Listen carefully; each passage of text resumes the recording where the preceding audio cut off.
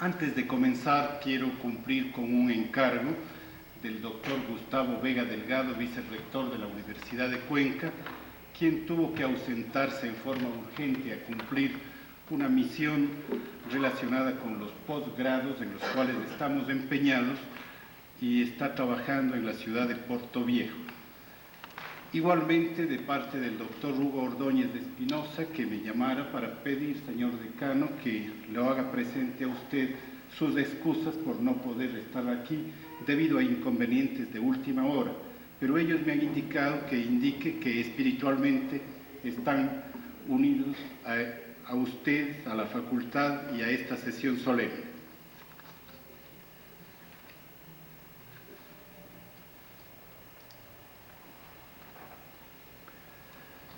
Nos hemos congregado para celebrar el 24º aniversario de la Facultad de Filosofía, Letras y Ciencias de la Educación de la Universidad de Cuenca. Y al hacerlo, debemos aclarar que el desarrollo de la historia de la Facultad de Filosofía tiene dos periodos bien diferenciados y discontinuados en lo temporal. El primero está asociado a la fundación misma de la Universidad de Cuenca y dura aproximadamente 20 años, desde 1868 hasta 1897, con una escuela eminentemente escolástica, teocrática, que se clausura bajo las corrientes del liberalismo y del laicismo. El segundo corresponde a su historia contemporánea y se inició en 1952. Se lo concibió desde una doble perspectiva del pensamiento humanista, desestructurador de la ideología conservadora clerical y al mismo tiempo de cuestionamiento crítico al utilitarismo y pragmatismo que estaba presente con la modernización empresarial. La facultad en ese momento no perseguía objetivos profesionalizantes, más aún se pronuncia en contra. Su meta fue la de constituirse un centro irradiador de cultura dentro y fuera de la universidad. Posteriormente, desde el año 1964 comienza un momento que se lo concibe como modernizador, profesionalizante. Luego ha tenido que afrontar problemas de masificación, de politización y llega a la proliferación de escuelas con objetivos en los cuales aún se percibe como aspecto predominante la profesionalización. Hacia el año 1952, en cambio, cuando el Honorable Consejo Universitario culminó un largo proceso de reflexión para su creación, se la concibió como la Facultad de la Cultura, y así sus máximas autoridades, el señor rector doctor Carlos Cueva Tamariz, que también ejercía las funciones de ministro de Educación, y el señor vicerrector doctor Manuel María Ortiz, lo soñaron y forjaron, y con ellos el eminente maestro, el filósofo Francisco Álvarez González, y tantos otros que lo acompañaron. El catedrático Ivo Slaus con razón nos dice que la universidad es un guardián y un generador de cultura nacional y universal. Conserva, transmite, modifica y crea cultura, pues llevar a cabo esta tarea solamente es posible con un pluralismo de aproximaciones que abarquen un esfuerzo total, humanidades y ciencias. Francisco Álvarez González, Manuel María Ortiz, Carlos Cueva y todos quienes soñaron la Facultad de Filosofía de nuestra universidad, la identificaron, la enraizaron con la cultura. La universidad, considerada universalmente desde sus orígenes europeos, siempre ha ido relacionando sus acciones íntimamente a la cultura y en mucho se ha identificado con esta. Y dentro de los reiterados pronunciamientos sobre la misión, los fines y los deberes de la universidad, se coloca en plano fundamental su compromiso de recibir, preservar y acrecentar la cultura, es decir, la más valiosa herencia de la humanidad. Cultura como expresión característica del hombre, producto de la razón y de la voluntad, análisis, conocimiento del medio exterior, natural y social, a la vez que de sí mismo y además transformación de uno y otro, es decir, creación. El doctor Manuel María Ortiz, vicerrector de la Universidad de Cuenca, al inaugurar nuestra Facultad de Filosofía, dijo: en la actualidad las escuelas profesionales han relegado a segundo término los estudios de filosofía y letras, lo cual en último análisis no es sino la preponderancia de la materia sobre el espíritu, de la técnica sobre la cultura, de la formación profesional sobre la integral del hombre. La cultura implica el cultivo del espíritu mediante la filosofía y el de la voluntad mediante la educación humanística. Es pues concebible que pueblos atrasados materialmente puedan ser más o menos cultos, aunque no gocen a plenitud de los progresos de la civilización moderna. Así nació la Facultad de Filosofía y Letras, es decir, clara y bien identificada con la misión fundamental de la universidad, pues su tarea no consiste solo en producir especialistas, sino también y sobre todo en contribuir sustancialmente a la elevación del nivel cultural del Estado en su conjunto. Y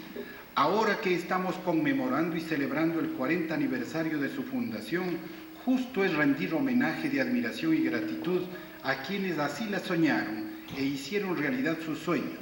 a los maestros, funcionarios, estudiantes, empleados que lo conformaron, por su aporte iluminador y esperanzador y constructivo. Sea propicia la ocasión, señor decano de la facultad, para que por su intermedio rindamos homenaje a esta unidad académica,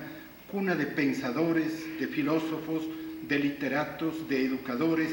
de seres comprometidos con una permanente e infatigable lucha por la cultura, la educación y el adelanto de los pueblos. Y válganos la oportunidad para renovar esos nobles principios y sueños de los forjadores de esta facultad, para retomar esos principios fundamentales e inmortales, especialmente ahora que la universidad se encuentra ante el reto del cambio, ahora que tanto énfasis se pone en la necesidad de desarrollar tecnología y vincularla con los sectores productivos,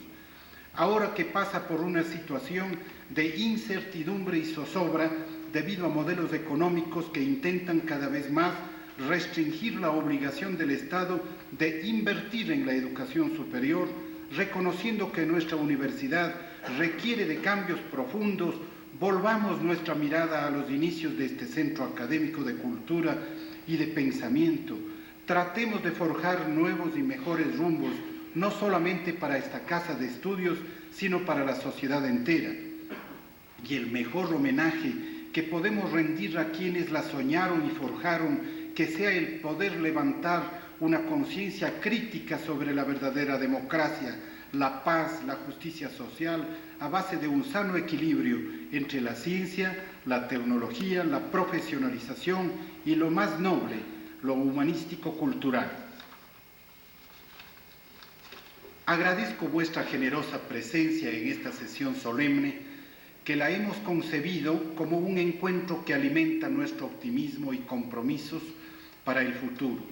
Estamos seguros que vuestra compañía es testimonio de vuestra justa preocupación por lo que es y debe ser la universidad, y que tal actitud nos estimula y nos alienta a todos a quienes nos corresponde hacer revivir la Universidad de Cuenca. Y al presentar esta sesión solemne de conmemoración y celebración, la universidad entera se une a mí para felicitarla, señor decano, para agradecer a los maestros que la forjaron y que la están forjando, a los funcionarios, estudiantes, empleados y trabajadores que unen sus esfuerzos y capacidades y sobre todo su mística y empeño por un trabajo serio que procure reafirmar la autonomía cultural, política y económica del país, sin sectarismos, que sea forjadora y generadora de pensamiento crítico, que promueva la especialización para la investigación, transferencia y gestión tecnológica, que promueva el espacio adecuado para el debate del conocimiento científico y para la conformación futura de comunidades científicas, y para que continúe en la búsqueda infatigable de la excelencia académica con el ejemplo de maestros y estudiantes que hoy serán condecorados y recordados siempre con profunda gratitud y lealtad. Muchas gracias. Señoras y señores, la frágil y perecedera presencia humana y la tendencia institucional a permanecer y perdurar es sin duda alguna la antítesis principal entre la vida de los hombres y la vida de las instituciones. Sin embargo, la una sin la otra no son posibles. La vida de los hombres nutre la vida institucional, le da identidad, proyección o personalidad, condición intrínseca que es más importante y vital cuando la institución está vinculada con la expresión más importante del ser humano como creación colectiva de identidad personal, la cultura. La Facultad de Filosofía, Letras y Ciencias de la Educación de la Universidad de Cuenca ha cumplido en 1992 40 años de vida institucional y su devenir es una amalgama de ricos matices en que confluyen las condiciones objetivas de un contexto conflictivo, a veces difícil de explicar o entender, signado por permanentes y más o menos profundas fisuras, y la acción de las personas que con trabajo y decisión la forjaron, enfrentando casi siempre la adversidad como constante genérica de nuestro atormentado, desigual y aún no resuelto desarrollo cultural. Su existencia transita a la par que los cambios y matices que adquiere la vida comarcana y su limitada vinculación con el mundo externo. Sin lugar a dudas, una parte íntima de su identidad está influenciada y matizada por la autarquía forzada de una región que generó, a más de una estrategia de supervivencia económica y cultural plenamente justificada en el ostracismo, algunos mitos vinculados con la imagen exacerbada de la patria chica, con la persistente obsesión cultural de la Atenas del Ecuador o la Morlaquía, que a pesar de su inevitable desgaste contemporáneo, reaparecen intermitentes en el abigarrado ambiente de mediados y fin de siglo. En el entorno crucial de 1948, pleno de retos y definiciones, Carlos Cueva Tamariz, desde la perspectiva lúcida del forjador universitario, lamenta el hondo vacío de una universidad carente de una facultad de filosofía y letras, una facultad de cultura, en los términos de Ortega y Gasset, destinada a ser núcleo central de todas las demás, capaz de infundir a los universitarios un espíritu universalista y humano, preludio inmediato de la refundación de la Facultad de Filosofía en enero de 1952. Salvando las indiscutibles variaciones de contexto, una similar necesidad preside los instantes polares del nacer y el renacer de la facultad. En 1867, la satisfacción de las apetencias creativas, espirituales y no materiales del ser humano inspiran la creación de una Facultad de Filosofía y Literatura que a cortos 3 años de creada la corporación universitaria y una vez constituida orgánicamente la Universidad de la SUAY, se suprime sin explicación en 1897. En 1952, Francisco Álvarez González define como objetivo esencial del nuevo centro de estudios cultivar desinteresadamente el saber por el placer que se encuentra en la búsqueda y sobre todo en la posesión de la verdad. Tarea posible, tal vez necesaria o por lo menos pertinente en una época en que el Ecuador inicia un relativo e intermitente despegue hacia afuera sin perder su inveterada tendencia a mirarse hacia adentro. Tiempo antes de la refundación de la facultad, en 1939, el buque Sinaía desembarcaba en Veracruz, con cientos de republicanos españoles que venían a México invitados por Lázaro Cárdenas. Pregón del éxodo dantesco, por lo menos 500.000 de personas, generado por el franquismo, su secuela de intemperancia, persecución y terror, y su efecto tal vez más dramático, haber dibujado con caracteres irreconciliables e indelebles la geografía natural y humana de las dos Españas, y en consecuencia el destierro para Juan Ramón Jiménez, Rafael Alberti, Jorge Guillén, Pablo Picasso, Luis Buñuel, Pablo Casals, entre muchos otros. En México, José Gaos, Juan David García Vaca, que participó en el proyecto inicial de reapertura de la Facultad de Filosofía de Cuenca, Adolfo Sánchez Vázquez, María Zambrano, Luis Recasén Siches, son una pequeña gran muestra de la calidad de aquellos filósofos transterrados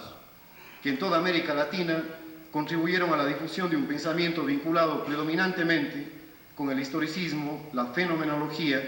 la filosofía de los valores o el perspectivismo nociológico bajo el amparo de sus maestros Ortega y Gasset, Manuel García Morente o Javier Zubiri. Tal vez la indescriptible ambivalencia del exilio y sus inciertas razones puedan encontrarse en esta condición especial del transterrado, término acuñado por el propio José Gaos para definir su exilio en México, compartido por Adolfo Sánchez Vázquez, para quien, según la cálida entrevista que nos concediera en Cuenca en 1984, cito: el exiliado siempre es una especie de esquizofrénico partido en dos, con una dualidad que nunca desaparece, la mirada puesta en el país del que procede y la vida cotidiana en el país que pisa. Fin de cita. Quizá las claves del destierro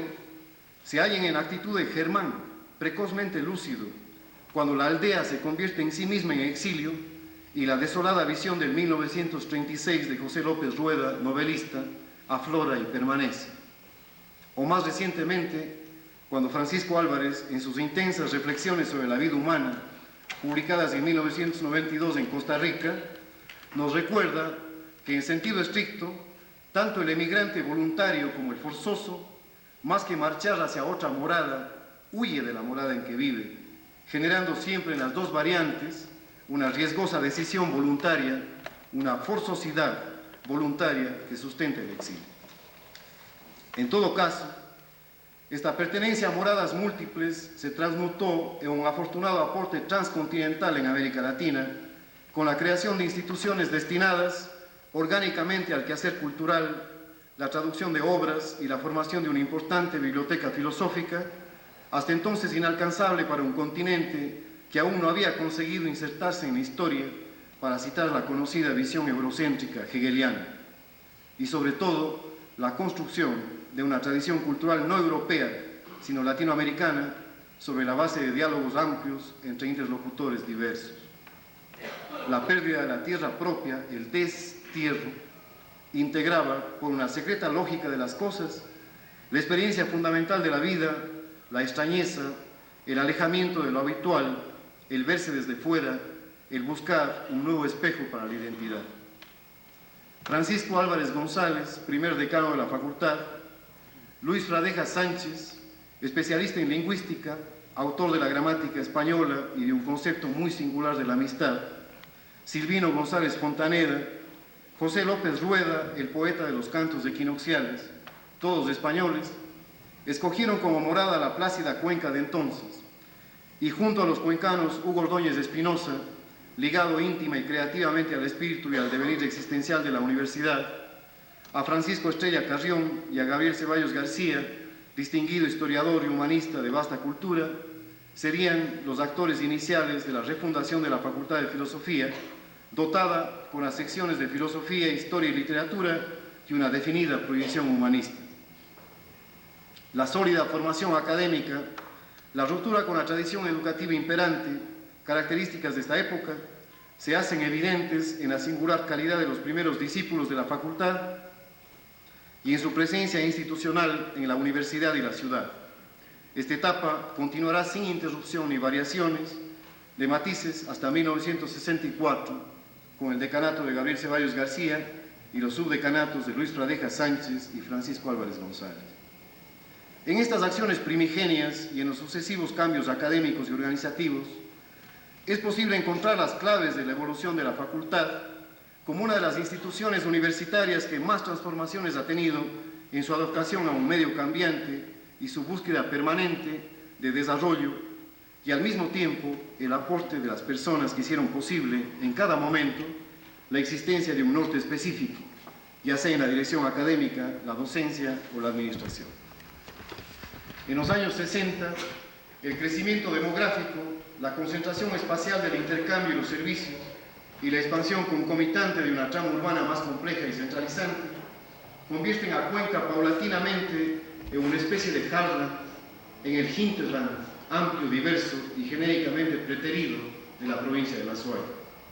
Al mismo tiempo, y como paralelas que no se tocan, la crisis de la producción agropecuaria y de la industria del sombrero de paja toquilla y las teorías de la modernización iniciadas y proyectadas desde los años 50 crecen con la misma intensidad. La Facultad de la Verdad, pues enfrenta el reto de una profesionalización ascendente.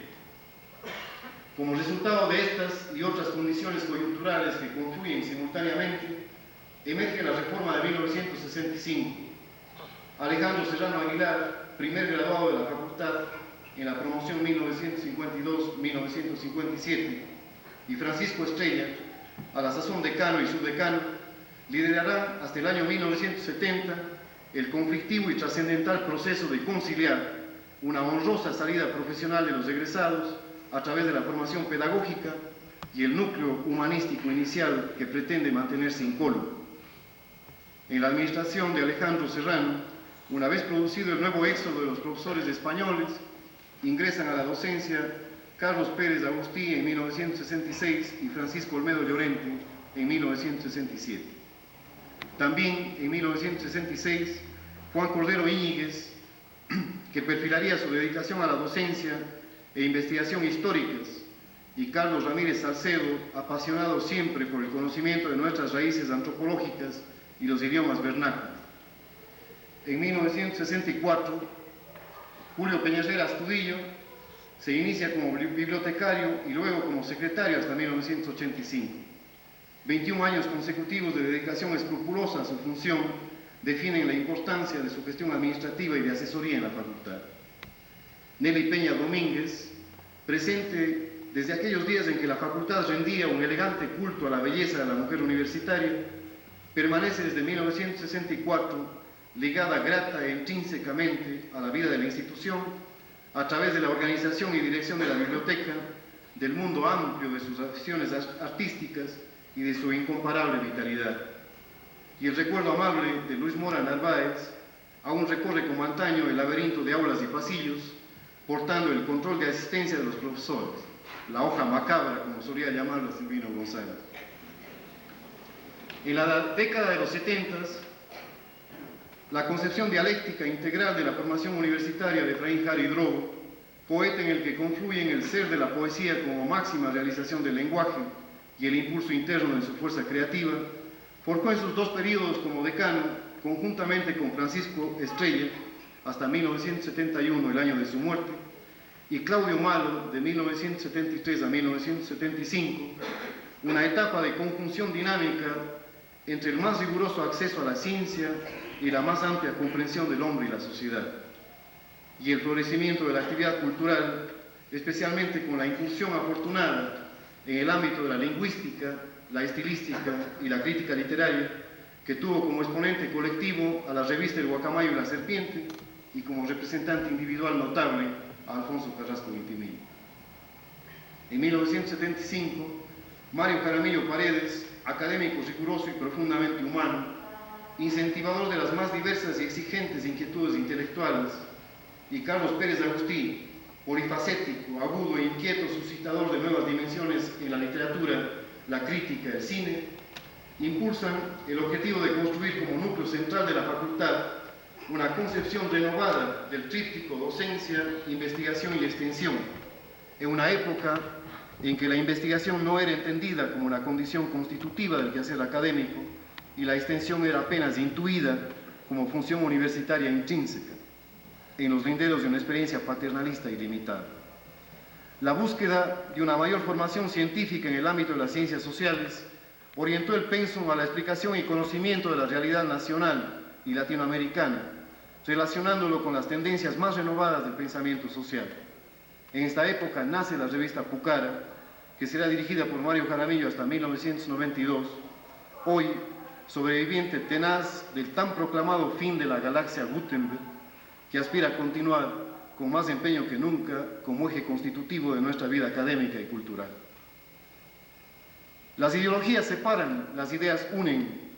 Con esta declaración, Alfonso Carrasco Vintimilla, en diciembre de 1977, inicia su llamado a la unidad para aplicar y desarrollar la reforma iniciada por Mario Jaramillo y Carlos Pérez. Desde la perspectiva propia, muy particular, del creador literario, crítico e investigador, Alfonso supo edificar en sus 2 periodos como decano los espacios necesarios para una presencia intelectual renovada de la facultad, destinada a trascender las limitaciones intrínsecas de un contexto crecientemente adverso. La realización de los 3 primeros encuentros de literatura ecuatoriana y su institucionalización y la creación del taller de cine, hoy Centro de Cine y Audiovisuales, no son sus únicas conquistas, pero sí las que destacan como un desafío constante para la creación, la crítica, la reflexión sobre los nuevos desafíos del quehacer cultural. Alejandro Mendoza y Luis Márquez Cárdenas, en 2 periodos consecutivos, aportarían a la modernización de la facultad desde la perspectiva múltiple de la reforma de los pensum y la especialización de profesores, la publicación de varios libros, la propuesta inicial para transformar las especialidades en escuelas y otros cambios administrativos y la dotación de infraestructura física, con un denodado esfuerzo por superar los límites impuestos con la profundización de la crisis económica y financiera de la universidad. Francisco Olmedo Llorente combina su rigor académico e intelectual con la capacidad del administrador nato. En sus 3 periodos como decano de la facultad, el primero con Rodrigo Vázquez como subdecano y los 2 últimos con Edgar León Reyes, realizó una obra densa y trascendente, en la que se destaca como aporte principal el complejo y fundamental proceso que significó el diseño inicial, la concreción y la posterior aprobación y ejecución de la reforma académica y administrativa de 1989 y 1990, actualmente vigente y cuya consolidación reclama aún nuestro esfuerzo colectivo. El Colegio Fray Vicente Solano y la facultad, desde el 15 de octubre de 1954, han transitado vidas paralelas. Entre los profesores que hoy cumplen sus bodas de plata, muchos han ejercido primero la docencia en el colegio. Francisco Estrella Carrión fue su vicerrector durante varios periodos. José Edmundo Maldonado, nuestro propio Mauricio Babilonio, hiperactivo a veces, como él mismo se reconoce, tal vez por haber nacido en el Día del Trabajo, polifacético siempre, estuvo presente desde 1962 como profesor y artífice de las principales escaramuzas culturales de nuestro medio.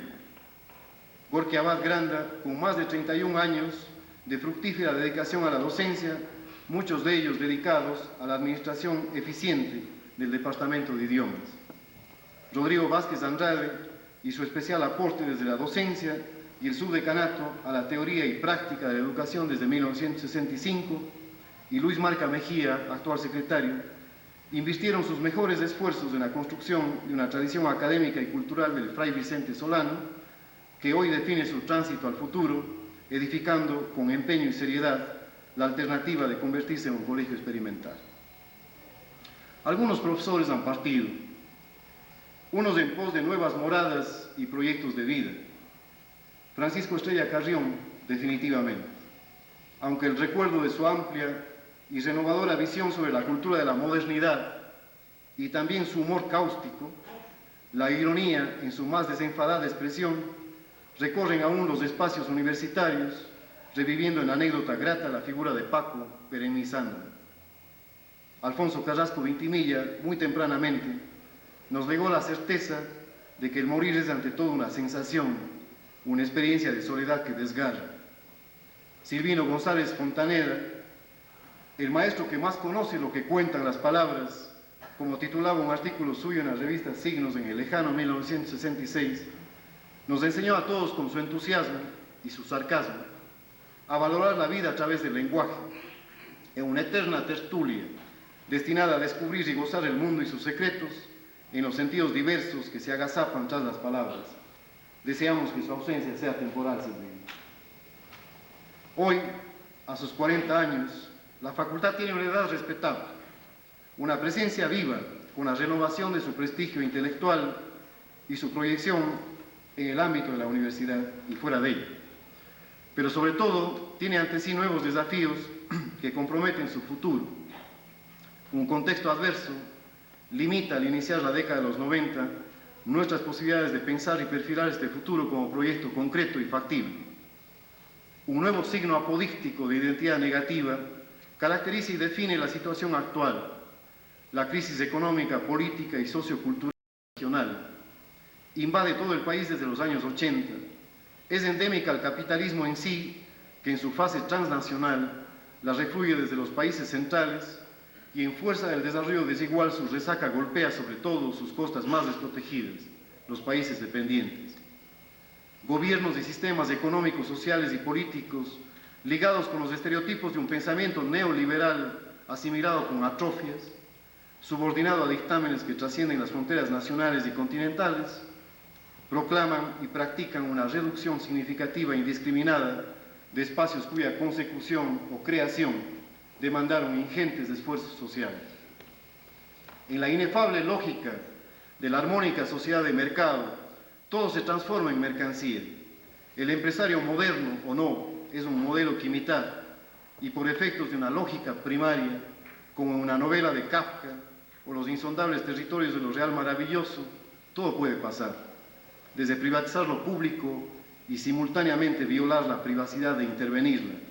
cambiarnos el reloj biológico por decreto o concebir la realidad como una supuesta sustancia compacta y homogénea que sacrifica la multiplicidad en el altar de lo idéntico y niega en consecuencia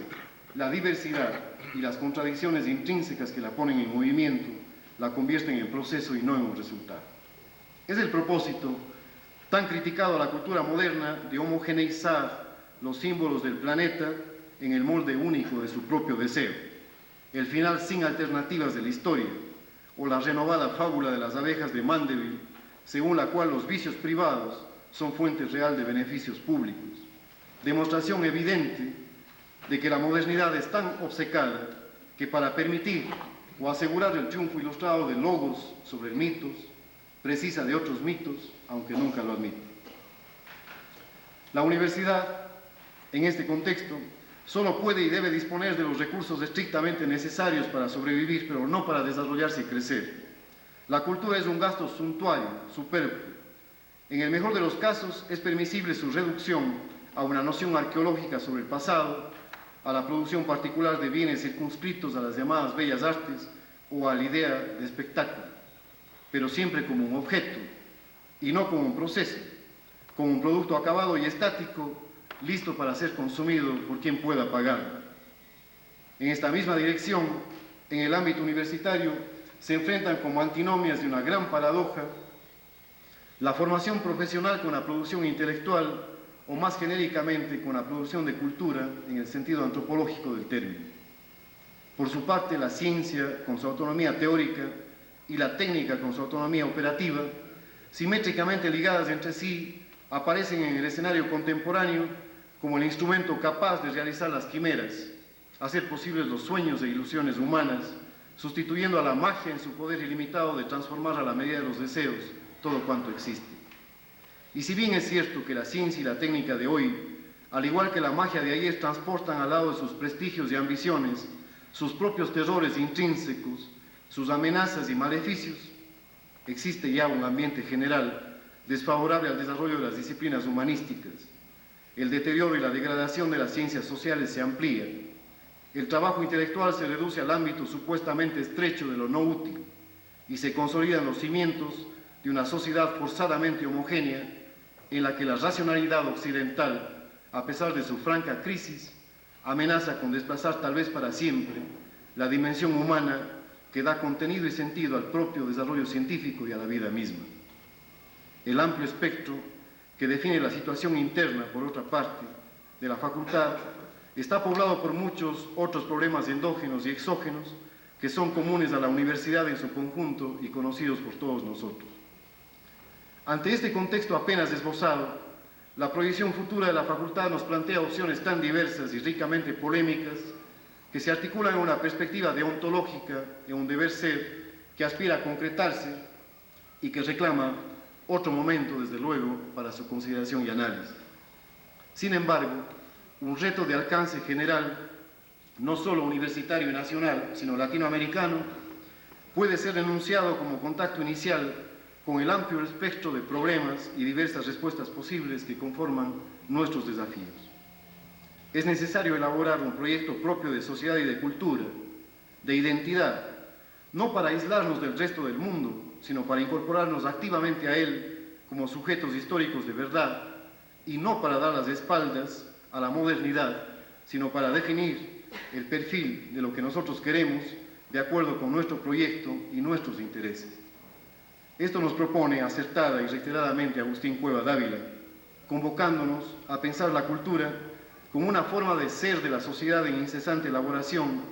como un proyecto siempre inconcluso y por tanto en movimiento, en creación y recreación constantes, que debe ser afrontado como responsabilidad actual y compartida. Es necesaria una más profunda formación humanística y cultural, no solo como alternativa a la crisis de los paradigmas tecnológicos de la modernidad, sino como opción necesaria para vencer el síndrome de las ilusiones perdidas, para no renunciar al futuro y vivir en el mundo ahistórico y ligero del post, para empezar a soñar de nuevo con los ojos abiertos o transformar la realidad creando contrarrealidades, para rescatar el esfuerzo áspero pero lúcido de hacer coincidir la esencia con la existencia del hombre, para hacer posible una reflexión autónoma y crítica sobre el presente y el futuro, como expresión de unidad en el prisma de la diversidad, como dialéctica entre pensamiento y acción, como una actitud que ante los repetidos fracasos del individualismo restituye la solidaridad a su lugar entre los deseos contemporáneos. El rescate y desarrollo de la vocación humanística de la facultad en una perspectiva amplia, como confluencia cabal entre el pragmatismo que mide y modera y el idealismo desmedido y creativo, entre el pensamiento lógico y el pensamiento divergente, y su conversión en un eje dinamizador del desarrollo cultural de la universidad, la ciudad y la región, son objetivos prioritarios y actuales que en su torno articulan proyectos concretos que se encuentran en marcha o esperan su concreción inmediata. Pero esto ya es parte de la historia que está por escribirse. Por ahora, resulta difícil superar, con la sola certeza de que los contextos han cambiado, una ligera añoranza al intuir en el pasado y en la memoria cotidiana de actas, fotografías, cartas, periódicos, proyectos, un mayor acercamiento a los fines y propósitos que hoy nos animan. Tal vez porque en ese entonces, antes, eran más posibles de conseguirse en espacios menos amplios y en un tiempo que ya no es el nuestro. Pero esta nostalgia solo es explicable como parte de nuestro propio y actual perfil de la quimera y la necesidad de definir a dónde queremos ir como una decisión colectiva, volitiva, que implica perseguir un futuro fugitivo, interminable, como el río heraclitiano. Para terminar, cito nuevamente a Carlos Cueva en mayo de 1960. Los financieros, los comerciantes, los banqueros, los capitanes de industria, los actores del cinematógrafo, los deportistas, reciben de la sociedad, además de gloria y nombradía, considerables compensaciones pecuniarias. Los profesores, los catedráticos, los maestros, no. Ellos pasan casi ignorados, cuando no menospreciados, pese a que consagran su vida entera a una obra elevada y trascendente. Debemos denunciar reiteradamente esta injusticia y reaccionar contra ella, nos dice con su usual energía Cueva. Desde hace mucho tiempo, en la Facultad de Filosofía, era necesario superar esta injusticia. Señores profesores fundadores, exdecanos y subdecanos, profesores y empleados que cumplen sus bodas de plata en el servicio a la institución, es para mí un singular honor traer a este recinto universitario por excelencia la voz múltiple y unánime de todos quienes hacemos la Facultad de Filosofía, Letras y Ciencias de la Educación para presentar a tan ilustres y distinguidos maestros y amigos este modesto pero cálido homenaje que es el reconocimiento institucional y humano al conjunto de esfuerzos, de vidas diversas, de sueños fecundos que hicieron posible esta edad respetable, esta presencia viva y esta decisión por afrontar el futuro que hoy nos anima. Nada ha sido tan difícil como asumir el carácter refractario del lenguaje para intentar una historia de vida lineal de una facultad cuya presencia es más bien la afirmación cabal de la figura de la espiralidad sin fondo y sin cierre en permanente búsqueda de los orígenes y del porvenir, y que por tanto niega la falsa verdad de la reminiscencia. Habré cometido omisiones, injustificables por las que pido disculpas. Y es hora de terminar, pues al igual que a Paco Álvarez, recordando sus palabras en su lejano elogio a Cecilia Malo, reina de Navidad de la Facultad de 1961, el demonio interior que llevamos dentro me acaba de susurrar que me detenga. Moderación, muchacho. De nada, demasiado. El demonio tiene razón.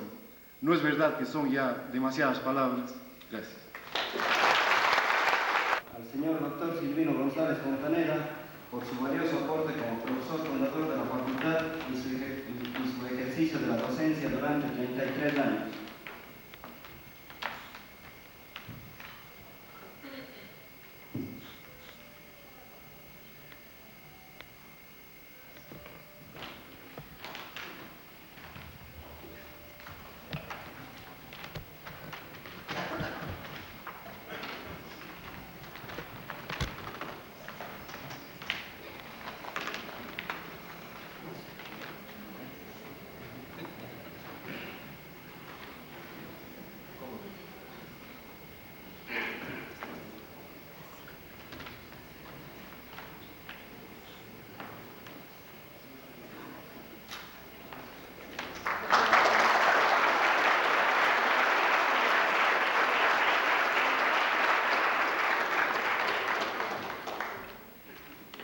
Señor doctor Francisco Estrella Carrión, por su valioso aporte como profesor fundador de la facultad y su gestión.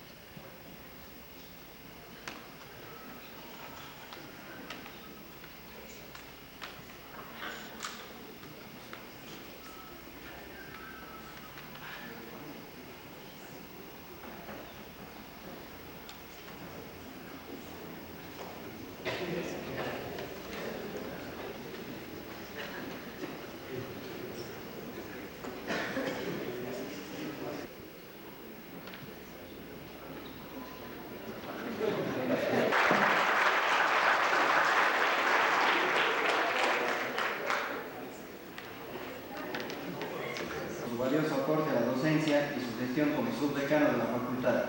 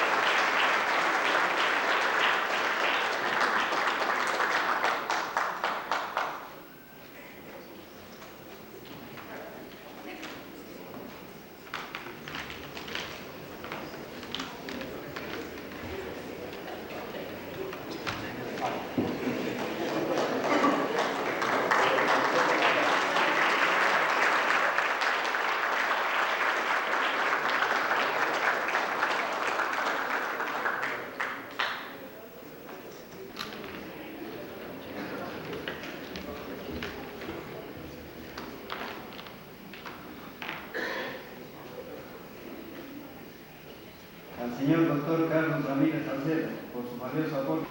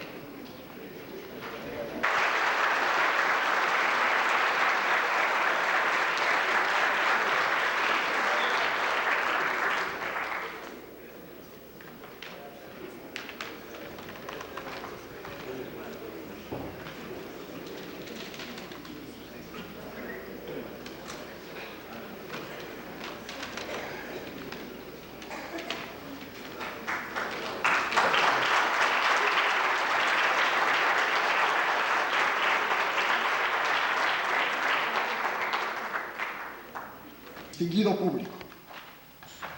La mayor parte de su existencia en la Tierra sobrevivió el Homo sapiens de la caza, la pesca y la recolección. Los tiempos han cambiado, pero en términos figurativos cohabitan con nosotros, a tiro de ballesta del inicio del tercer milenio, cazadores de condecoraciones, pescadores de homenajes y recolectores de diplomas. No siendo parte de esta banda, me he sentido siempre renuente a reconocimientos de esta naturaleza. Mala, muy mala decisión habéis tomado, compañeros de lustro, en esta unidad académica, al delegarme para decir algunas palabras en representación vuestra. Tanto más que en varias ocasiones he dicho que considero dudosos aquellos honores que provienen del mero decurrir del tiempo. Pero estoy absolutamente convencido de la nobleza de intención de los directivos, colegas y colaboradores de la Facultad de Filosofía y Letras de la Universidad de Cuenca al decidir que, como parte de la celebración de los 40 años de existencia de nuestra facultad, se haga algún tipo de reconocimiento a quienes hemos dejado en estas aulas y pasillos 2 décadas y media o algo más de nuestras vidas. Nobleza obliga, dice un viejo acerto, y respetuoso de él, expondré algunas ideas, gestadas y nacidas de múltiples experiencias que como estudiante y profesor he tenido. De esta carga o de esta satisfacción, pues aprendemos, no me atrevería a decir cuándo más, en los momentos y periodos de creatividad y realización, Celare, Dalí, Berio, César, Camestres, Festino, Barroco. Penetré en las profundidades del sentido de aquello que me sonaba a trabalenguas. El ser es el ser que para ser necesita ser lo que no es. Supe para qué se mezclaban con la bella y apaciguante literatura palabras hurañas y aguafiestas, como braquistiquio y hemisticcio, aliteración y pleonasmo.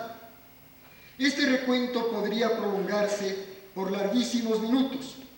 pero no quiero ser el von Karajan de la Sinfonía del Bostezo. Detrás de la información, energías. Aprendí a liberarme de los atractivos encantos del becerro de oro, lección de gran importancia en estos tiempos,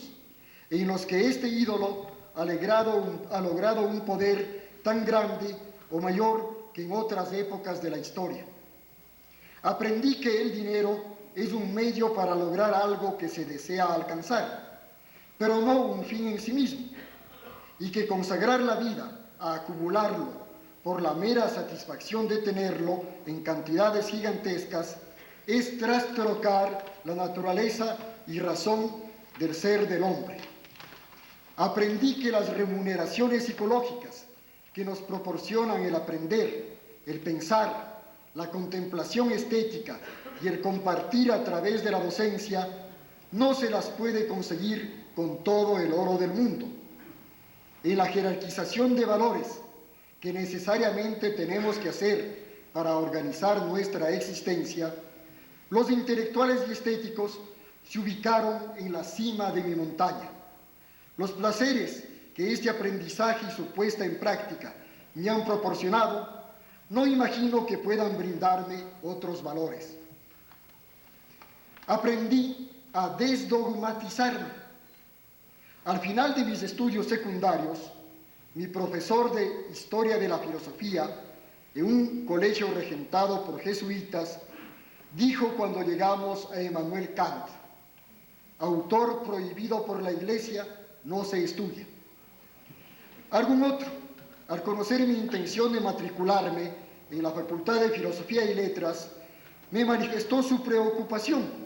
porque Ortega y Gasset tenía ideas peligrosas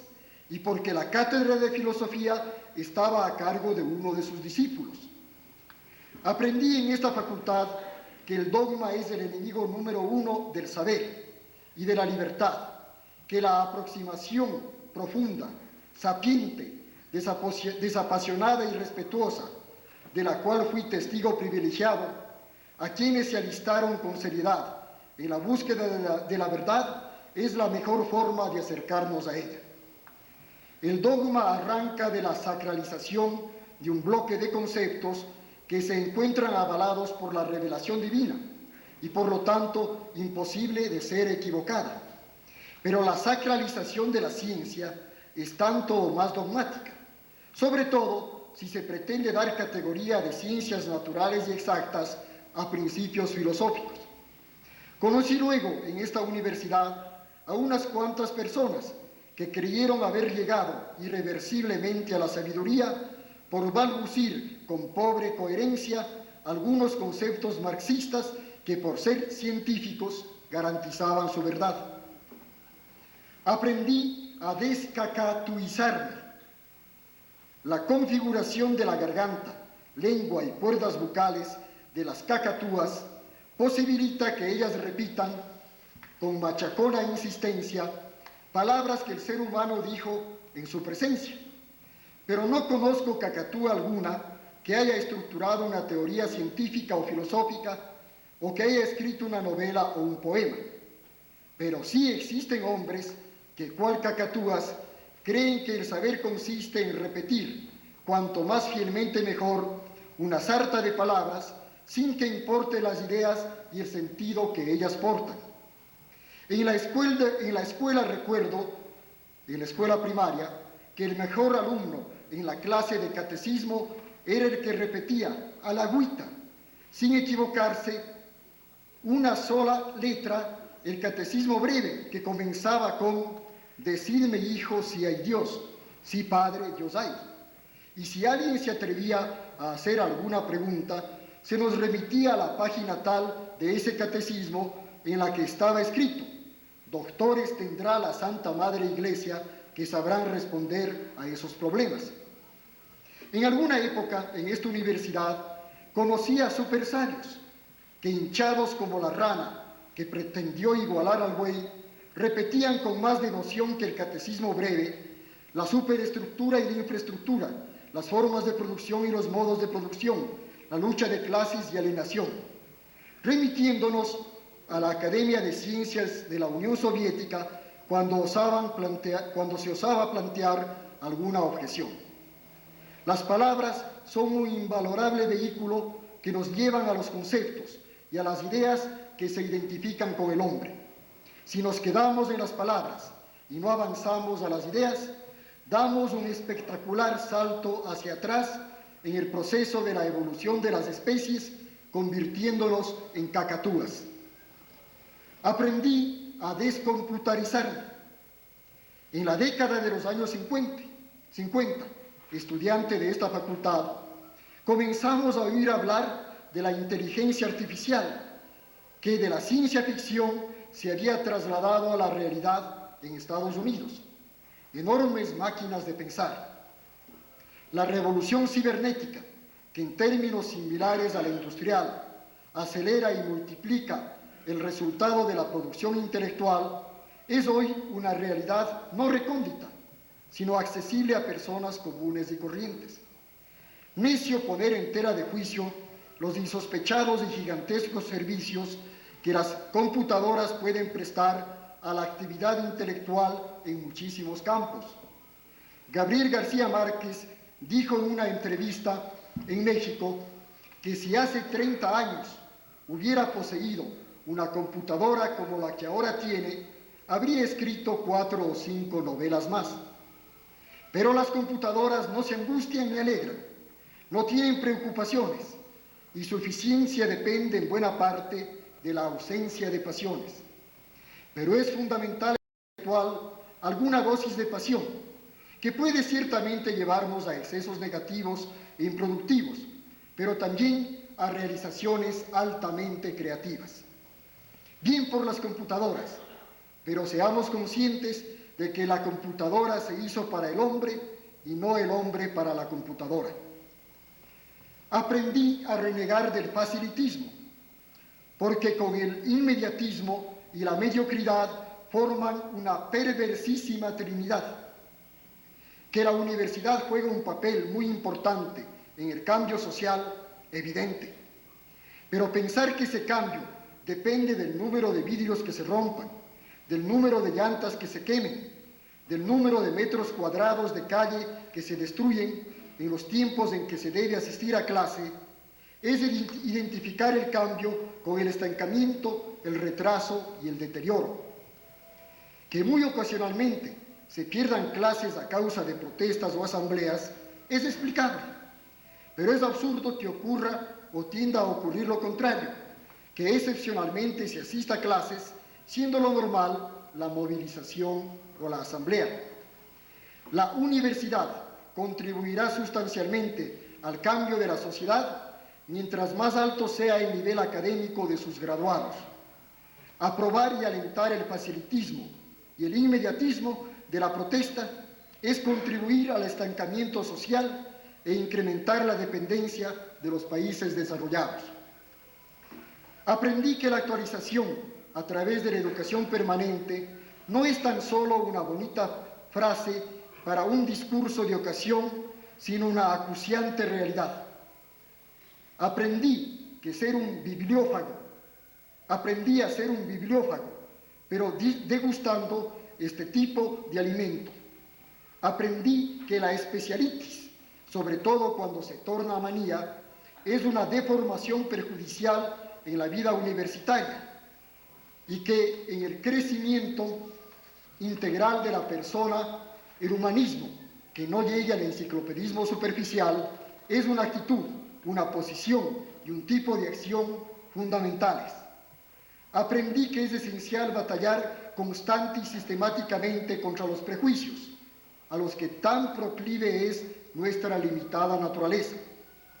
Aprendí que la tolerancia total y completa es un ideal muy difícil de alcanzar, pero que cada paso, por pequeño que sea, en este sentido, es tan importante como ganar una gran batalla. Al recibir un homenaje que se fundamenta en el transcurso de 25 años o más, en la agridulce brega cotidiana en esta querida facultad, somos conscientes de que el final de una etapa de nuestras vidas está ya a la vista. Jorge Manrique y Manuel González Prada hacen presencia en mi mente con dos planteamientos contrapuestos. Me recuerda el primero que, cuán presto se va el placer, cómo después de acordado da dolor, cómo a nuestro parecer cualquiera tiempo pasado fue mejor. Torrencial y flamígero me grita el segundo, los viejos a la tumba, los jóvenes a la acción. Hermosos versos, escalofriante frase. Ninguno de los dos me convence. Importa seguir hasta el final sin renegar ni añorar del pasado,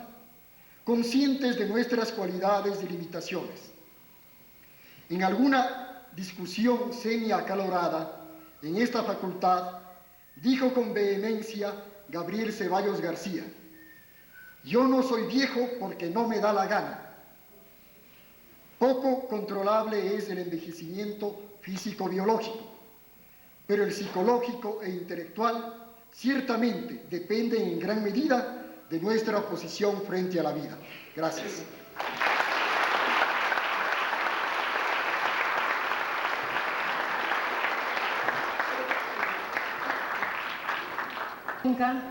Señor rector de la Universidad de la SUAY, señor decano de la Facultad de Filosofía, Letras y Ciencias de la Educación, señor doctor Francisco Álvarez González, primer decano de nuestra facultad, señores profesores de la mesa directiva, señores miembros del Consejo Universitario, señores miembros del Consejo Directivo, señores profesores, señores estudiantes, señoras, señores. Ante una renovada experiencia en divulgación, al aparecer la revista Pucara en su entrega número 12, intentaremos reconducirnos a ese laborioso camino que el hombre ha transitado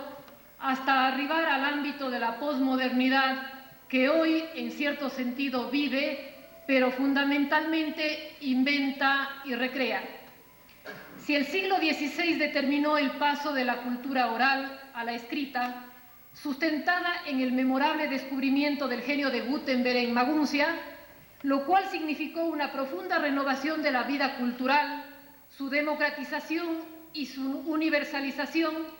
Recordemos que 2 milenios antes aparecieron los caracteres alfabéticos que hicieron posible difundirla en el Imperio Romano y más tarde con los copistas del Valle del Rin, por citar tan solo algunos casos en cuyos talleres expertos escribientes reproducían 200, 300 o 600 ejemplares, que para la época constituyó un tiraje sin precedentes. Concomitantemente se redujo el universo de analfabetos y la difusión de la lectura promueve la ilustración, corriente caracterizante de la Europa del siglo XVIII. La cultura a través de los siglos se ha difundido y transmitido mediante manuscritos en donde una larga sucesión de amanuenses, multitudes de anónimos personajes, han raído las superficies inéditas de las páginas que documentan la historia y la cultura. La escritura a mano registró considerables progresos, aplicando técnicas pretaquigráficas como en las notas tironianas, en la Roma clásica o en la Edad Media. Es así como la expresión manuscrita mantuvo su vigencia hasta ayer y hoy subsiste revitalizada por una descomunal tecnología de reproducción masiva de textos, eliminándose la tediosa labor de los copistas o el lento mecanografiado que, al ser desplazados por las computadoras, multiplica hasta límites insospechados las posibilidades del trabajo humano, descartando esa visión pesimista sobre el avance científico y técnico consignada en el estudio de Donald Mitchell, Cibernética, una agresión silenciosa. Sin embargo, a finales de este siglo se proclama nuevamente una opinión generalizada sobre el retorno inexorable de la humanidad a la cultura oral. La cultura alfabética de la escritura y los libros será sustituida por el mensaje audiovisual. La palabra escrita subsiste como un anacronismo, ya que el saber actual no se recopila en las bibliotecas, sino se archiva en las máquinas, codificado ya no por letras, sino por signos, corriente que en Inglaterra se denomina literacy is doomed, la misma que pregona no libros, sino artefactos. La lectura y escritura serían desplazados por proyectores, pantallas, parlantes y cassettes. El futuro, por tanto, impone lo audiovisual y el libro, como una expresión extemporánea, subsistiría solamente en los enclaves universitarios. Sin embargo, esta, como toda profecía sobre el futuro, no es sino una euforia más de la fe en la tecnología usurpadora. Y así Marshall McLuhan, el profeta canadiense que vaticinó la desaparición del libro en 1980, curiosamente lo hizo en un libro sin acertar el pronóstico. También Edmund Leake, antropólogo británico, sostiene que la palabra escrita es cada vez menos indispensable para numerosos grupos humanos, por ejemplo, el de los niños, quienes encuentran en la pantalla pequeña lo que nosotros hallábamos en Salgari o en Julio Verne, solo que con la pretendida extinción del libro desaparecerá la cultura de la libertad y entonces el mundo será una complicada sociedad manipulada por robots. Pese a todo este vaticinio, solo el libro seguirá siendo el vehículo de comunicación liberadora, pues mientras el mensaje audiovisual oprime al receptor, anulando con sus formas impuestas la imaginación de sus destinatarios, esclerosando cualquier aporte del receptor al mensaje, la lectura del libro significa recreación, respeto a la interpretación del lector, en suma, comunicación de la libertad. Por otra parte, el libro permanece en el universo de la comunicación como elemento revolucionario visto desde una perspectiva social. Así es como hoy se le considera instrumento de liberación para el hombre, mientras en el medievo fue privilegio de monjes, religiosos y aristócratas ilustrados, que con la aparición de la imprenta se difunde a la clase burguesa y actualmente se generaliza la cultura de masas, constituyendo la forma de comunicación universal. Fenómeno distinto es que al libro y a toda la gama de publicaciones se haya incorporado una profusión de imágenes e ilustraciones que reemplazaron a la denominada pintura verbal, formas de exuberantes y ricas descripciones que acostumbraron los enciclopedistas y principalmente Diderot para suplir la carencia de la imagen e ilustrar los contenidos teóricos, aunque con el perfeccionamiento de la imagen surge un abuso, violándose de alguna manera la imaginación del lector y usurpándose el privilegio de museos y artistas que, al perder la exclusividad de la exposición, deben soportar la reproducción masiva de Giocondas, Majas o Mademoiselles de Aviñón a gusto del consumidor. El libro en general, y por ende todo texto, exige un proceso de abstracción mental y convierte un dibujo en una letra, un perfil plástico en un relieve acústico, para confluir en una suerte de arte menor, la caligrafía. Algunas escrituras como la árabe, la china y la japonesa han logrado por medio de letras virtuosismos del dibujo. La dimensión, la proporción y la armonía de las imágenes determinan el logro estético. Tal como en poesía, la distribución versal en la página conduce a creaciones de insuperable belleza y recreación. De esta manera, a principios del siglo XX, los futuristas con Marinetti o Apollinaire con sus caligramas pretendieron dibujar con las letras del poema el objeto o tema que expresan con palabras. En esta misma línea, el cubismo y también el dadaísmo procuran la búsqueda de la visualización tipográfica en sus textos, posibilitando el surgimiento de la poesía concreta y de la poesía experimental que pretenden idénticos objetivos. Sin embargo, seguimos en el ámbito del libro-imagen, cuyos antecedentes se sitúan en los miniaturistas de los códices medievales, hasta llegar a las recientes ilustraciones bibliográficas, posibilitándose entonces la doble dimensión del mensaje, la lectura y la observación. Estos antecedentes determinan con precisión lo que hoy concebimos como la creación y la divulgación de los textos, en sus objetivos, límites y alcances, situándonos en la estructura y en las metas de una revista como modalidad de divulgación de la investigación y la reflexión teórica en las formas de la crítica, el ensayo, la creación poética y tantas otras manifestaciones de nuestra vida académica. Y por ello, al poner a consideración de ustedes la revista Pucara en su edición número 12, a más de acatarse una selección de contenidos, se ha pretendido remozar su presentación gráfica.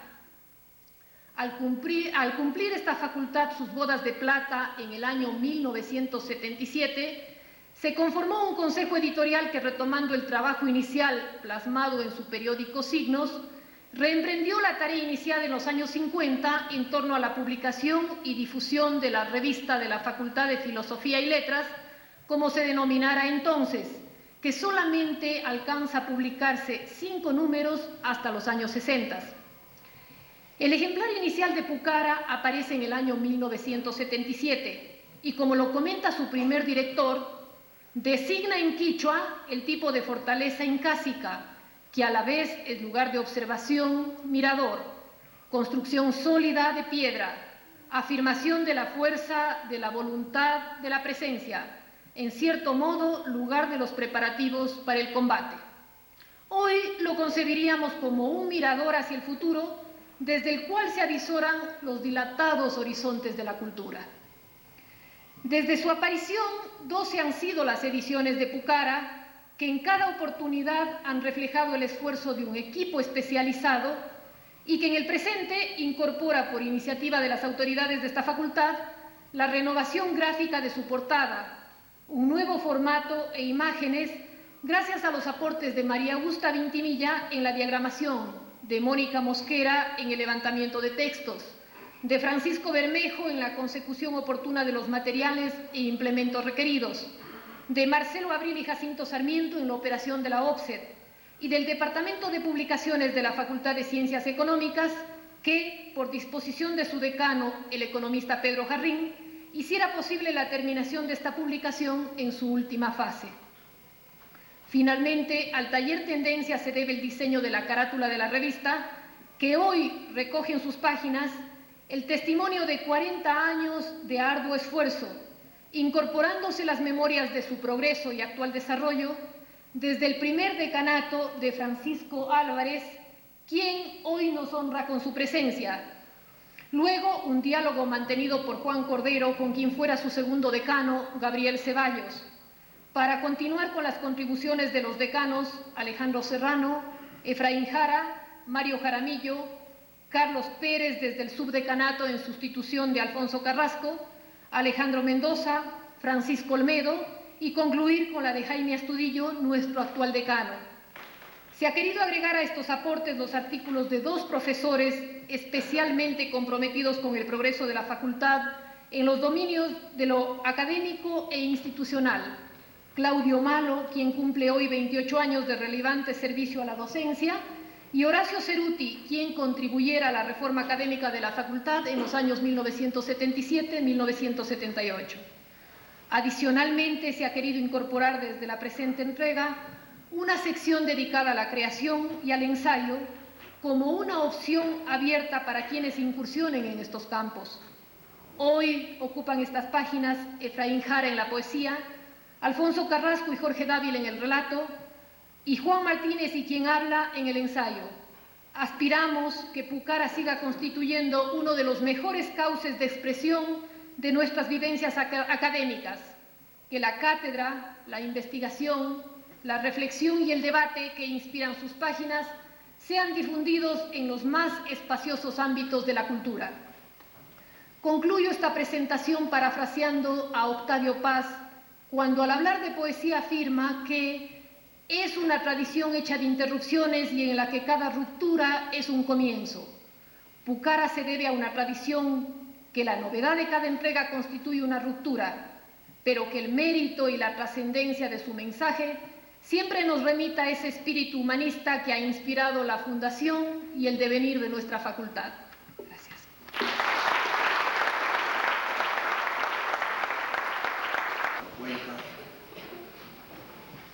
Señor decano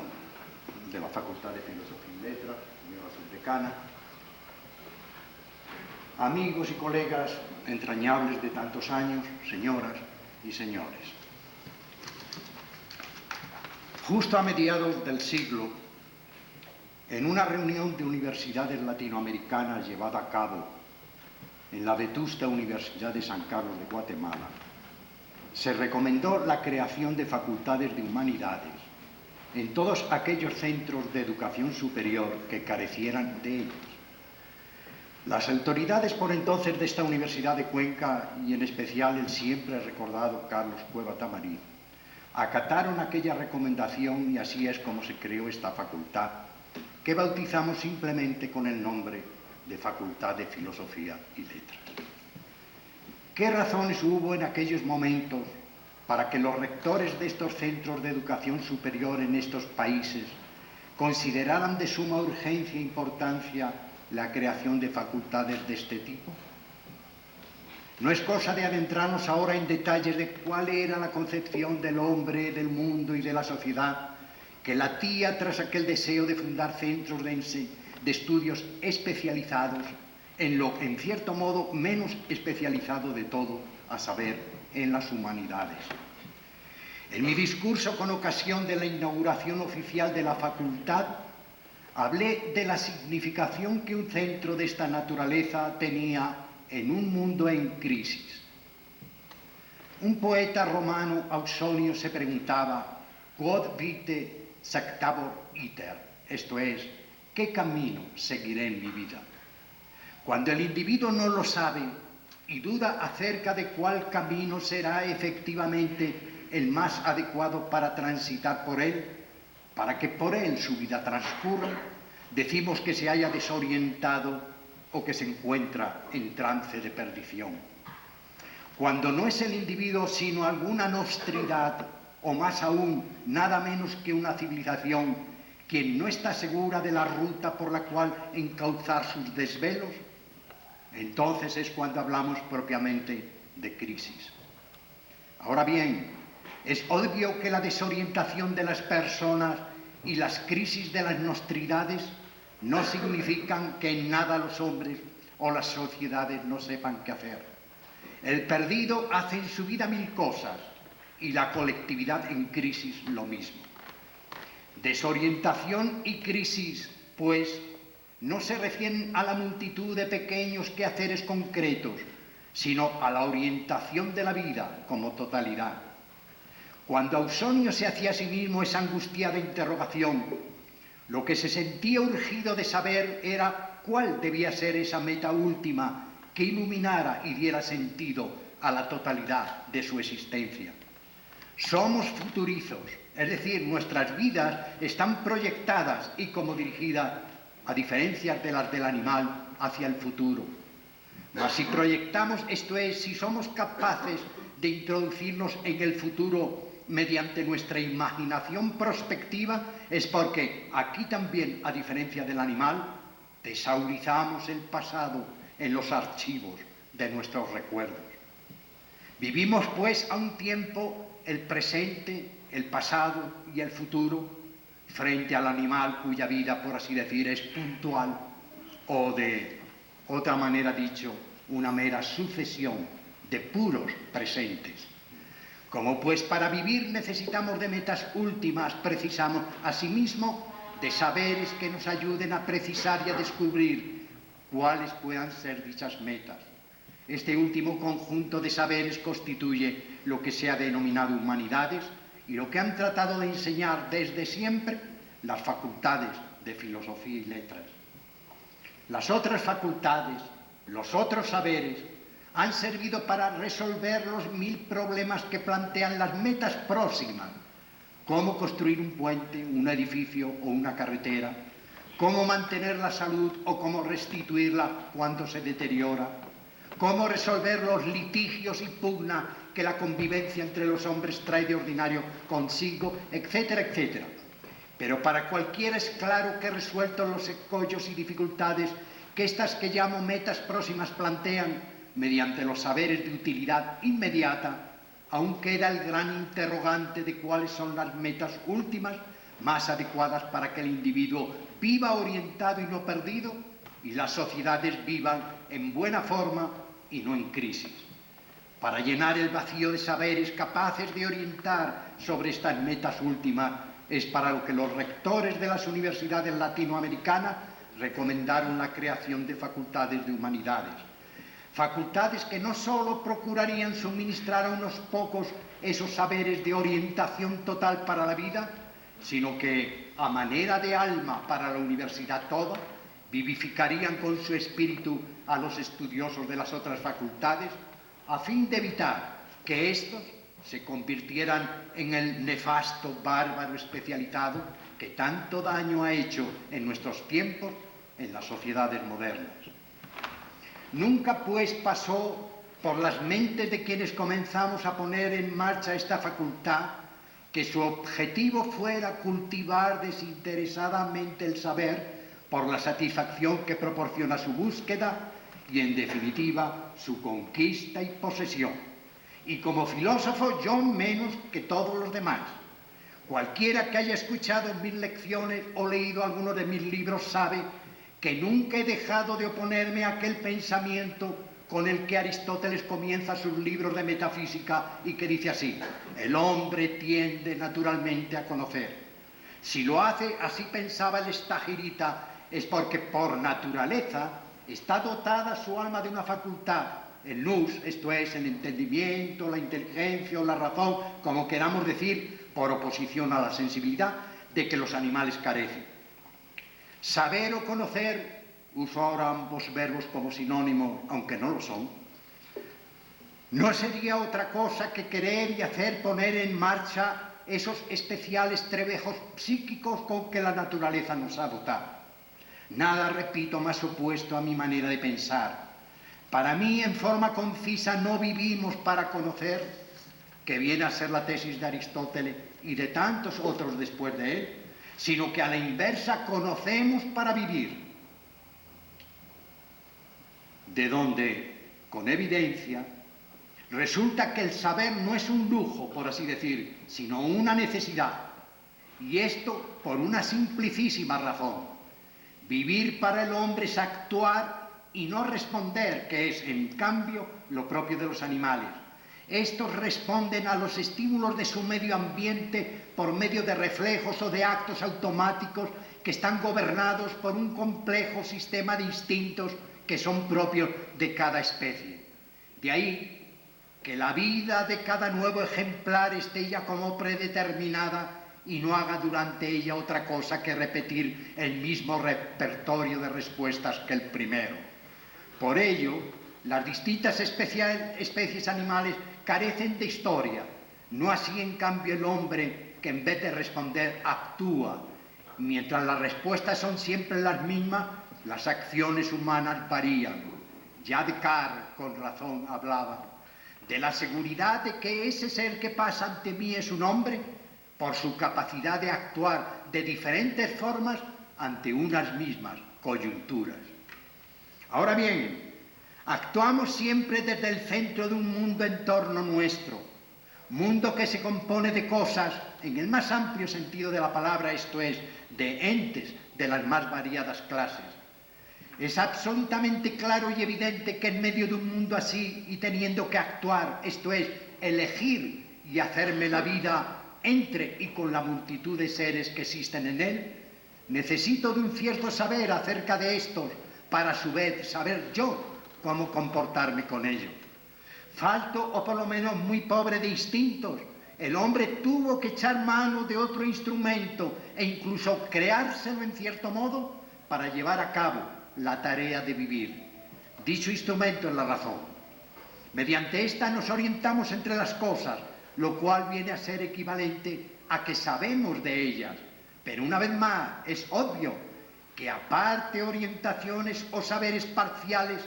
necesitamos de una orientación última y general para estar debidamente orientados.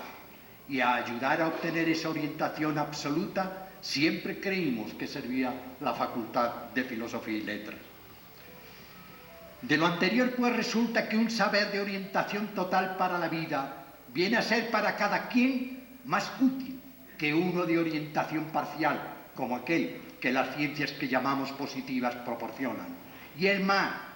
cabe afirmar que podemos vivir en ausencia de estos últimos, pero que no podemos hacerlo de faltarnos ese otro saber que ahora llamo de orientación total. Si la filosofía o las humanidades no lo proporcionan, tendrá que vivir el hombre con algo vicario de aquella, esto es, que la supla. Este algo ha sido, por regla general, la religión. Decía Voltaire, con ironía y dureza a la vez, que la religión es la filosofía de los pobres de espíritu y la filosofía, la religión de los mejor dotados. Eliminando el sarcasmo y la exageración que la frase encierra, queda en pie una gran verdad, que el hombre para vivir necesita de un saber con pretensiones de absoluto, de una orientación total que yo digo, y que si ese saber no se lo suministra la filosofía, buscará refugio y consuelo en la religión. A este propósito señalaba yo hace poco, en mi último libro, Reflexiones sobre la vida humana, lo siguiente. Hay especies varias de ese saber en general que es el saber a qué atenerme sobre las cosas de la circunstancia. Un buen ejemplo, la cosmovisión que proporcionan las grandes religiones como el cristianismo, valga por caso. En ellas, aparte una explicación acerca del mundo, su origen y constitución, hallamos siempre una firme opinión sobre el hombre, sentido de su vida, sobre lo que tiene y no tiene que hacer, etcétera, etcétera. El saber o de orientación que proporciona cualquiera de estas formas fundamentales de religiosidad es total. En este sentido son vicarias de la filosofía, esto es, juegan un papel semejante al de esta en la vida del hombre. Ese carácter total se pone de manifiesto en su suficiencia, en cómo bastan para orientar al hombre en las más variadas coyunturas, en la tranquilidad, firmeza y felicidad que imprimen en la vida de quien, con fe viva y no tibia, cree en ellas. Esa firmeza y tranquilidad las hemos admirado mil veces en ciertas situaciones límites de la vida de los creyentes, ante la perspectiva de la muerte segura y próxima. Por ejemplo, si la serenidad de Sócrates horas antes de beber la cicuta en amena y enjundiosa conversación con algunos de sus amigos y discípulos fue obra de la filosofía, la equivalente resignación llena de nobleza del mártir cristiano en las arenas del circo era producto de una auténtica fe, de una total orientación sobre lo que en definitiva importa, vivir bien en la esperanza y seguridad de una vida infinitamente mejor por delante. Hasta aquí me cito yo a mí mismo.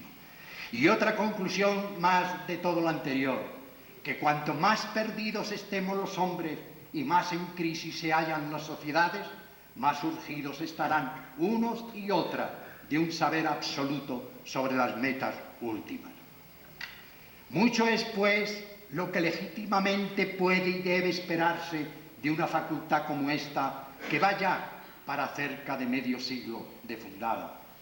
Pero así como he querido insistir en el valor supremo de los saberes que en ella se imparten, no se crea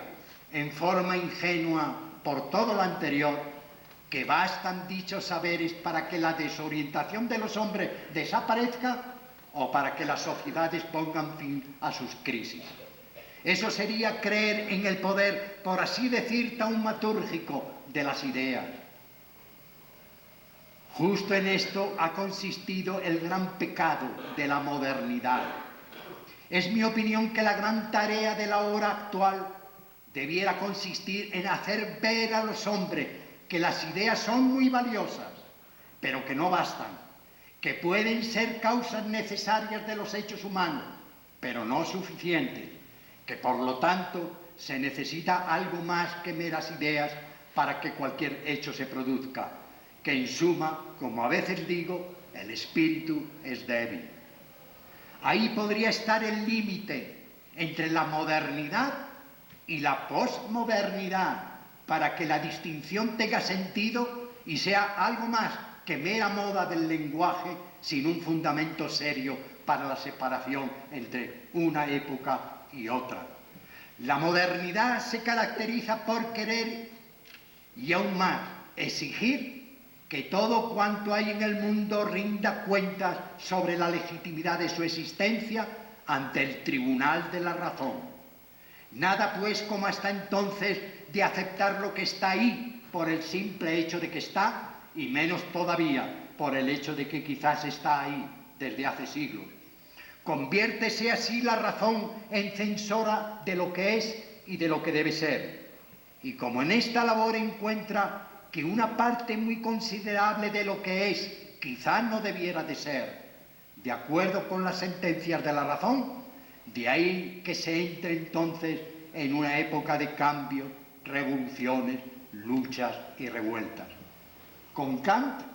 la razón se convierte en la gran legisladora del universo y casi por aquellos mismos tiempos los ideólogos de la Revolución Francesa deifican a la razón. Esta no solo ordena cómo deben ser las cosas humanas, las instituciones y en general cuanto el hombre ha ido creando en el tiempo, sino que pretende asimismo imperar en lo que ver tiene con lo natural. Y así un Hegel olímpicamente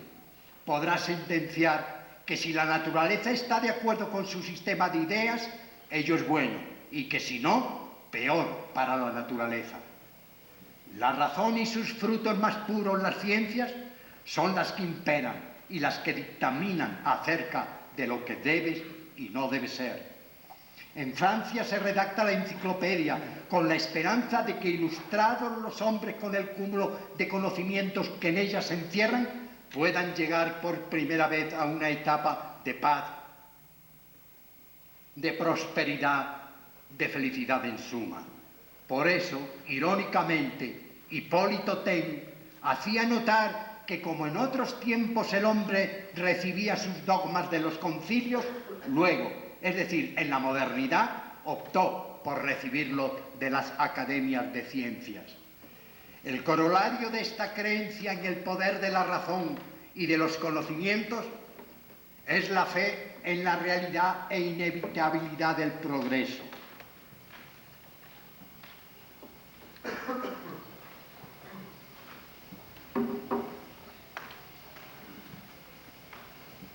El hombre moderno, y aun el de hoy, creen,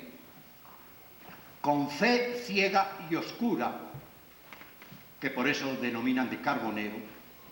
que la vida se arregla con decretos,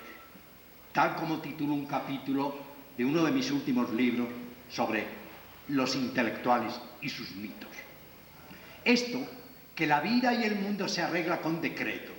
es lo que ha llevado a estar cambiando todos los días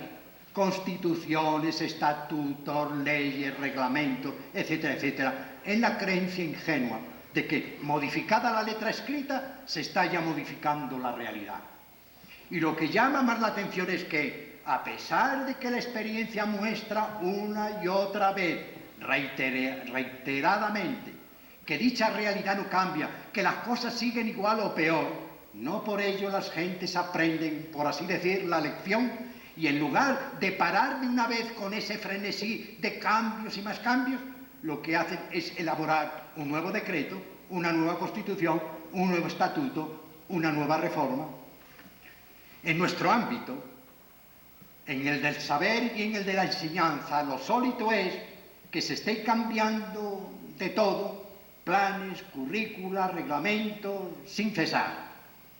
Mas cuando cualquiera, desprejuiciado y sincero, mira hacia atrás y compara lo que ahora es después de una larga sucesión de reformas con lo que hace 10, 20, 30 años o más fue, no puede por menos que reconocer que las cosas, en lugar de ser mejor, han empeorado. Y en el ámbito de lo político ocurre lo mismo. Cada 4 años las gentes enfervorizadas con el nuevo programa del partido tal o cual, o con el líder fulano zutano, votan diciendo, ahora sí, este es el hombre o este es el partido. Para, a los pocos meses, el que más y el que menos estar desengañado. Desengaño que se olvida pronto, pues el fervor se renueva y resucita a la vista del nuevo hombre o del nuevo programa del partido con ocasión de la nueva elección. No hay programa, currículum, constitución o ley que enderece los asuntos que ver tienen con el hombre si éste, es decir, el hombre, no cambia. Descartes decía con orgullo racionalista, dadme extensión y movimiento y yo os construiré un mundo. Los racionalistas de la modernidad en forma pareja han proclamado,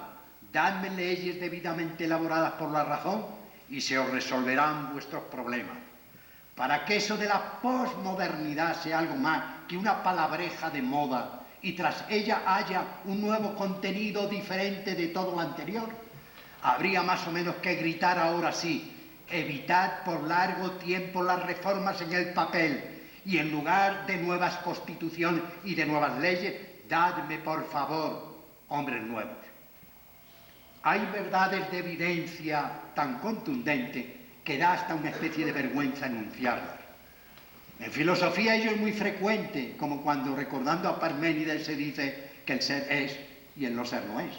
O con Descartes se sentencia que pienso, luego soy un ser que existe en tanto que estoy pensando. Sin embargo, es corriente que se actúe como si dichas verdades no existieran y a veces en contra de ellas mismas. Que los asuntos humanos solo se arreglan cuando los protagonistas de dichos asuntos, esto es, los hombres, cambian y de malos se tornan en buenos, tomando ahora eso de malo y de bueno en su máxima generalidad, parece una de esas verdades absolutamente evidentes.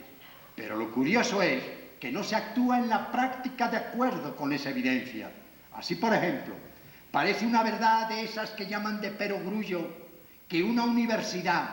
cuyos integrantes humanos son fundamentalmente dos, los maestros y los estudiantes, de acuerdo con la vetusta definición de Universitas Magistronum et Scholarum, será buena y en ella se llevará a cabo la tan cacareada como no cumplida excelencia académica, cuando unos y otros profesores y alumnos sean buenos. Mas, en lugar de tratar de alcanzar dicha excelencia con magníficos alumnos y excelentes profesores, lo que se hace es intentar obtener esa meta con reglamentos, con currículas que se modifican cada lunes y cada martes, con nuevos sistemas de evaluación cada 2 por 3, con fárragos de metodologías, con pedagogismos absurdos y extravagantes, etcétera, etcétera. El peso de la atención se pone en esto y para su consecución se celebran reuniones, se convocan congresos, se nombran comisiones, se constituyen talleres y se pasan horas y horas en estas tareas y discusiones esquivando el bulto a lo verdaderamente sustantivo, ¿cuál es? Buenos estudiantes y buenos profesores. Ahora bien, ¿qué es un buen estudiante? La respuesta es también una respuesta de perogrullo. El que tiene capacidad, el que tiene vocación y el que tiene un mínimo de preparación para que la universidad no tenga que descender al nivel de la escuela o del liceo. ¿Y qué es un buen profesor? Evidentemente, no el que sabe enseñar algo que no sabe, sino el que sencillamente sabe, cuanto más mejor, aunque la práctica le vaya enseñando poco a poco cómo ir haciendo accesible sus saberes a los demás.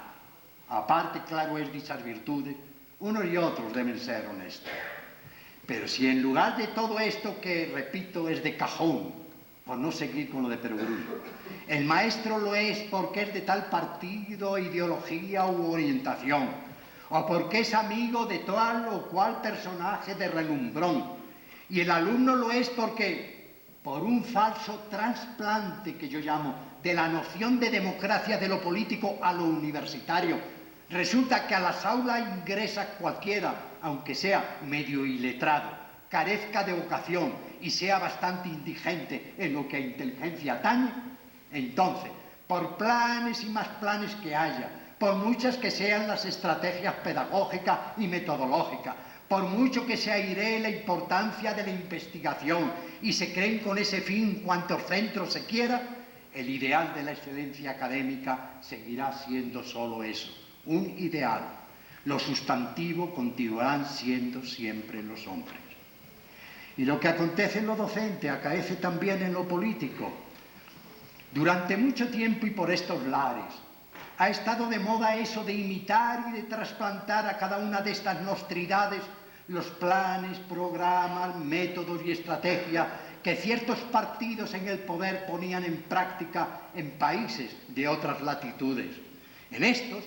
con esos programas se obtenían a veces ciertos éxitos e incluso se hablaba, ustedes recuerdan, de milagros.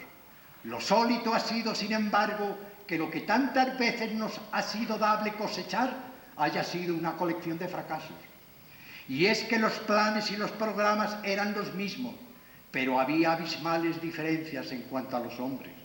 No étnicas, naturalmente, sino culturales, en el más amplio sentido de la palabra, que incluye no solo más o menos cúmulo de saberes, sino costumbre, aficiones, tesón, espíritu de sacrificio, voluntad, honradez, grado de responsabilidad, etcétera, etcétera.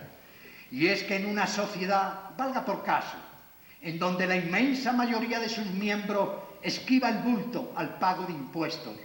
el Estado carecerá de recursos suficientes para invertirlos y distribuirlos con equidad entre los ciudadanos, que es en lo que consiste, por ejemplo, la esencia de la socialdemocracia. Por todo lo cual este partido ha tenido un relativo éxito en países como Suecia y casi siempre solo fracasos ha obtenido en otras partes. Nos recuerda esto aquel dicho que se aplica a la historia, eadem sed aliter, esto es, lo mismo, lo aparentemente lo mismo es siempre distinto. Y en el caso que nos ocupa, lo que hay de distinto y hace que lo mismo no sea lo mismo, son los hombres. Rizando el rizo, volvemos a lo que comentábamos al comienzo de estas palabras. Lo que queríamos quienes con amor y entusiasmo fundamos esta Facultad de Filosofía y Letras era tratar, en la medida de lo posible y de nuestras fuerzas, de crear, de formar hombres nuevos. No que supieran esto, lo otro, lo de más allá, y menos aún que se deleitaran con esos conocimientos, convirtiéndose así en otros tantos narcisos enamorados de sí mismos, sino en formar seres humanos integrales, críticos, que fueran capaces de contemplar el mundo y los hombres como contemplamos el valle y las llanuras desde la cima de una alta montaña. Esto es, teniendo de ellos una imagen abarcante, plena, total, distinta pues de la que puede proporcionar el aprendizaje y el ejercicio de un saber unidimensional, parcial y estrecho. Y como teníamos presente que el hombre solo es hombre entre los hombres, que vivir es ser con, esto es, con el mundo físico, pero en especial con los otros hombres, confiábamos que formando humanistas en el sentido también más general y noble de la palabra, a la larga, no a inmediato y corto plazo, estábamos contribuyendo a la mejoría y buen estado en forma de la sociedad. Más pues que en formar un profesional más entre tantos otros que ya había, lo que en mientes teníamos y servía para mantener al rojo vivo el fuego de nuestro entusiasmo, era que quienes salieran de la facultad y fueran las que fueren las misiones o las tareas que al día siguiente hubieran de desempeñar, lo hicieran bien, con nobleza, con la mirada puesta siempre en la realización de los valores más altos, con espíritu crítico. No hay que perder nunca la perspectiva de lo que uno es y le es dable hacer. La mejor manera de no hacer nada es querer hacerlo todo. Lo óptimo es enemigo de lo bueno. Por ello, como humanistas, lo más y mejor pensábamos que podíamos hacer era inyectar en la sociedad un selecto grupo de almas nobles, de amplio y generoso espíritu, de vasta mirada, que con su sola presencia, hicieren lo que hicieren, contribuirían a que esta nostridad, que es la querida sociedad ecuatoriana, fuera cada día mejor. Muchas gracias.